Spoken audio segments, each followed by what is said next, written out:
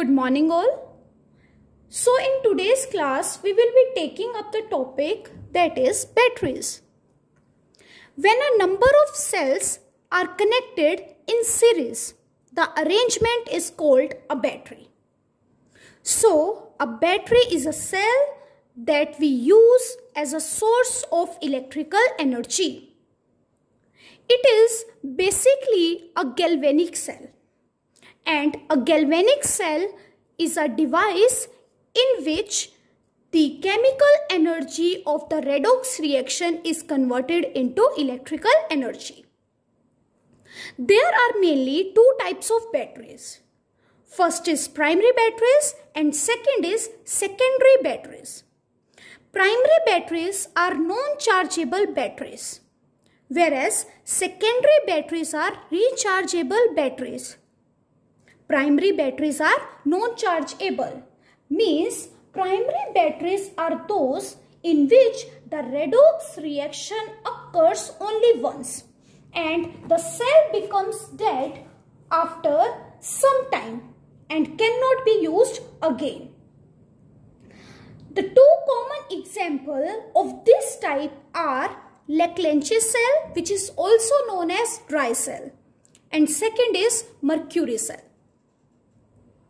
And secondary batteries are those which can be recharged by passing an electric current through them and hence can be used over and again, just like inverter batteries. And two common examples of this type are lead storage cell and fuel cell. So now let's discuss our first cell, that is Electrochemistry cell or dry cell. Electrochemistry cell is not chargeable. Second, it gives the output voltage of 1.5 volt and it is commonly used in transistor, clocks, etc. Now let's see the construction of Electrochemistry cell. A Electrochemistry cell consists of a cylindrical zinc container which acts as an anode.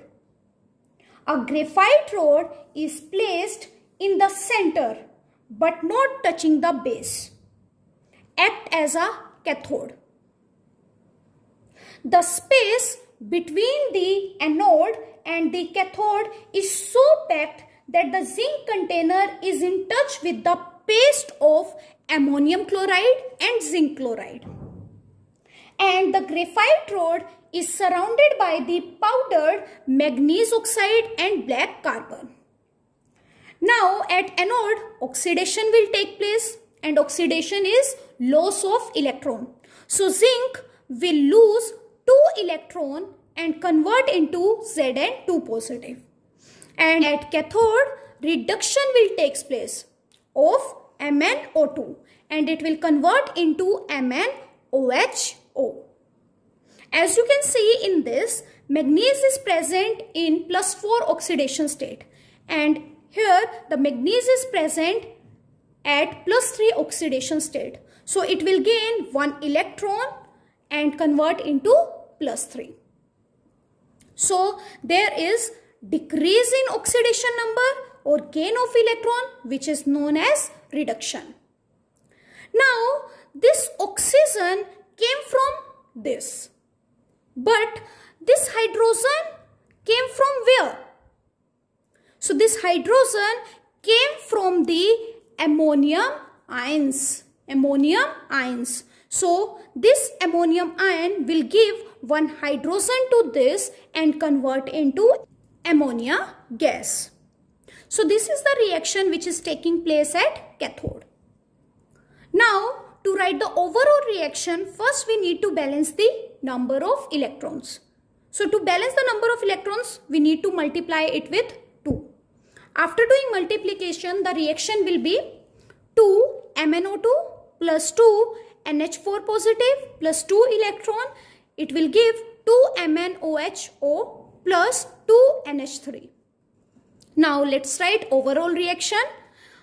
The overall reaction will be Zn plus 2 MnO2 plus 2 NH4 positive, and it will give Zn2 positive plus 2 MnOHO plus 2 NH3. Here, the ammonia gas formed is not liberated as gas, but combines immediately with Zn2 positive ions. And Zn2 positive came from ZnCl2 and form complex salt, that is ZnNH3 2 positive. Why it is combining with Zn2 positive? Because ammonia gas can create or can cause explosion in the cell. So that's all about Leclanché cell. Now let's start our next cell, that is Mercury cell. Again, Mercury cell is a primary cell, so it will be not chargeable.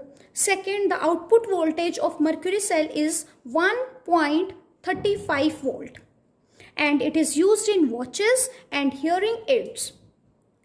Now, in Mercury cell, the anode is made up of zinc amalgam and cathode is made up of mercuric oxide and carbon. In this, we will use the paste of potassium hydroxide and zinc oxide. Now we know at anode oxidation will take place. So zinc amalgam will change into zinc oxide. That is gain of oxygen, and gain of oxygen is known as oxidation.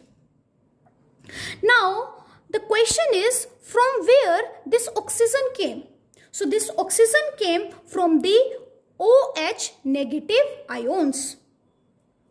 So this OH negative ion will give its one oxygen. Now what about this hydrogen? So take two OH ions. After giving one oxygen to zinc oxide, what is left here? That is 2H and O. So it will release in the form of water, that is H2O, and it will give two electrons. Now at cathode, reduction will take place of mercuric oxide. And in this, mercury is present in +2 oxidation state. It will gain 2 electrons and form mercury present in the liquid form. Now what about this oxygen? So this oxygen will react with the extra water and it will form 2 OH negative ions. Now let's write overall reaction. So 2 electron to 2 electron will cut, 2 OH ions to 2 OH ions will cut, and what will left? Zinc amalgam plus mercury oxide, and it will give zinc oxide plus mercury. So this is all about mercury cell. So with this we have completed our primary cells. Now let's move on to our secondary cells. So first secondary cell is lead storage cell. Lead storage cell is used in inverters. In lead storage cell, the anode is made up of lead. And it will convert into PbSO4. And cathode is made up of lead oxide and it will also convert into PbSO4. It consists of 30% concentrated sulfuric acid solution. Now as we know, at anode oxidation will take place. So the Pb will convert into PbSO4. At anode, Pb will convert into PbSO4. Now as you can see in this, Pb is present in zero oxidation state. And here the Pb is having +2 oxidation state. So that is increase in oxidation number, and that is known as oxidation. So Pb will convert into Pb2 positive by losing 2 electron. Now the question is, from where this sulfate came? So this sulfate came from sulfuric acid. It will give SO4 2 negative. Now this reaction is totally balanced. At cathode, reduction will take place. Then PbO2 will convert into PbSO4 by gaining 2 electron. Then the question is, from where this sulfate came? This sulfate again came from sulfuric acid. Now, what about this oxygen? So this oxygen will react with 4 H plus ions, and this H plus ion came from again sulfuric acid, and it will form 2H2O. 2H2O. That means 4 hydrogen and 2 oxygen. So now let's write overall reaction. 2 electron to 2 electron will cut, and what will be left? Pb plus PbO2 plus 2H2SO4. 2H2SO4, and it will give 2 PbSO4 plus 2H2O. But during recharging, the reaction will be reversed. During recharging, the reaction will be reversed. That is 2 PbSO4 plus 2H2O. It will give Pb plus PbO2 plus 2H2SO4. So this will be the reaction during recharging. Now let's do our last cell, that is fuel cell. In fuel cell we use hydrogen and oxygen gas, because hydrogen and oxygen gas react to give water plus massive amount of energy, and it is used in providing electrical power in Apollo space program. In this, hydrogen and oxygen gas are bubbled through the porous electrodes into KOH and NaOH solution, and it will give water. Now at anode, as we know, oxidation will take place of hydrogen, and it will convert into water, that is H2O. Hydrogen came from this. The question is, from where this oxygen came? So the oxygen came from the OH ions. So let's take 2 OH negative ions, and it will release 2 electrons. So now let's balance this equation.